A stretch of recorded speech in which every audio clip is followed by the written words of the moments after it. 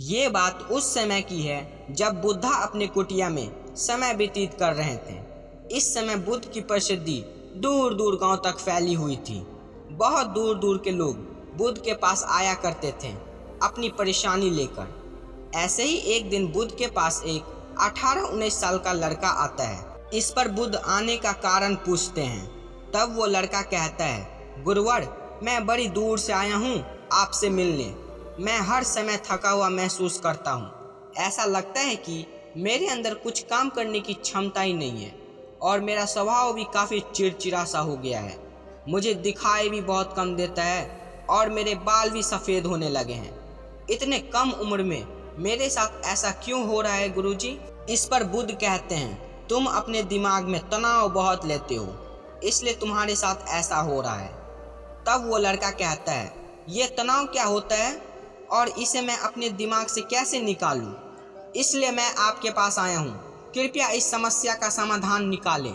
ये सुनते ही गौतम बुद्ध उस व्यक्ति को बड़े ध्यान से देखते हैं। उसके चेहरे को देखते हैं, उसके आँखों को देखते हैं, फिर उसके हाथों को भी देखते हैं। ये सारी प्रक्रिया करने के बाद बुद्ध कहते हैं, तनाव लेना तो कोई नहीं चाहता है, लेकिन फिर भी ये तनाव हमारे दिमाग में बैठ जाता है और व्यक्ति पहचान भी नहीं पाता है कि वो तनाव से घिरा है। लेकिन यही अगर व्यक्ति तनाव के कारण को अच्छी तरह समझ जाता है कि तनाव आती कैसे है, तो इसका वो समाधान भी निकाल सकता है। गौतम बुद्ध बोले, सबसे पहले तुम ये समझो कि तनाव आता कैसे है। जब कोई व्यक्ति काम करता है लेकिन उसका मन कहीं और भटकता है तो उसके शरीर और मन के बीच में दूरी पैदा हो जाती है। ये दूरी जितनी अधिक होती है, व्यक्ति उतना ही तनाव से घिरा होता है।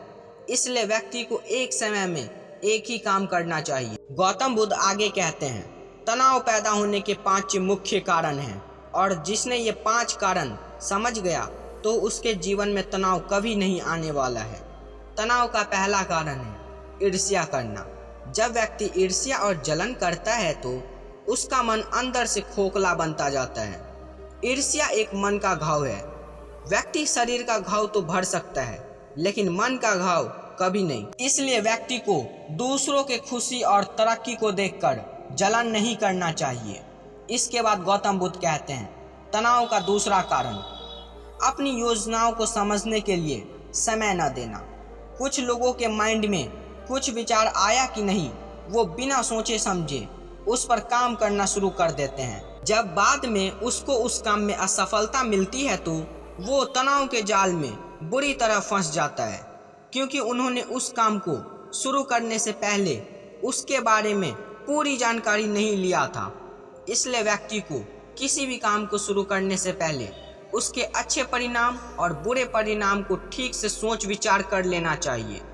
इसलिए व्यक्ति को अपनी योजना को समझने के लिए पूरा समय देना चाहिए ताकि बाद में वो तनाव पैदा न हो सके।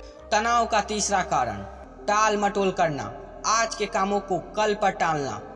आपने एक चीज़ तो जरूर सुनी होगी कि आलस्य इंसान के शरीर का सबसे बड़ी परेशानी है, क्योंकि इंसान आलस्य की वजह से आज के काम को कल पर टाल देता है। फिर ऐसे ही काम को टालते टालते उसकी आदत बन जाती। जो व्यक्ति अपने काम को कल पर टालता है उसका काम कभी भी समय पर पूरा नहीं हो पाता है, और अगर किसी वजह से वो काम पूरा हो जाता है तो वो काम इतना अच्छा नहीं हो पाता है।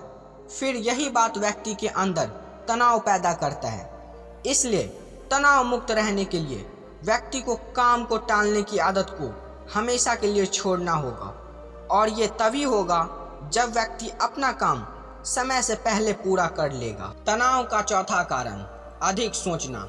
लगातार सोचते रहना एक बीमारी है, और ये बीमारी उस व्यक्ति में सबसे ज़्यादा पाई जाती है जो सिर्फ सोचता रहता है, जो अतीत के घटना और भविष्य के घटना के बारे में सोचता है। इसलिए व्यक्ति को ज़्यादा सोचने की आदत पर लगाम लगाना चाहिए। इसके लिए जितना हो सके उतना आप अपने काम में बिजी रहें और हर दिन आधा घंटा मौन रहने का संकल्प लें।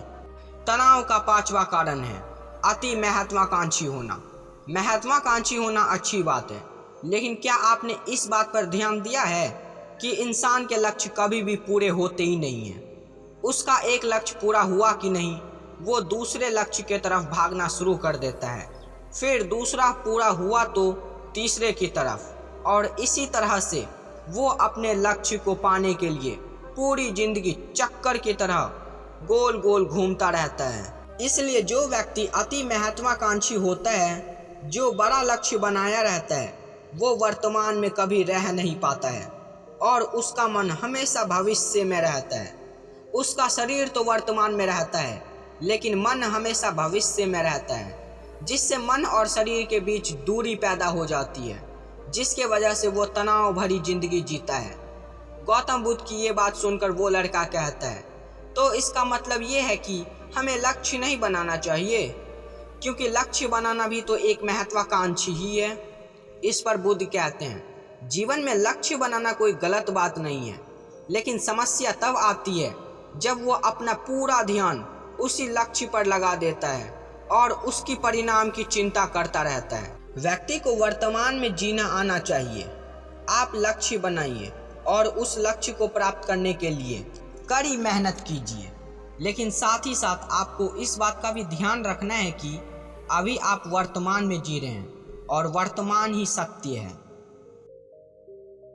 दोस्तों, उम्मीद है कि ये वीडियो आपको बेहद पसंद आया होगा, इसलिए जाने से पहले ये वीडियो आप अपने दोस्तों परिवार में ज़रूर शेयर करें ताकि उनको भी थोड़ी मदद मिल सके। अगर अभी तक आपने चैनल को सब्सक्राइब नहीं किए हैं तो चैनल को सब्सक्राइब करें और वीडियो को पूरा देखने के लिए दिल से धन्यवाद।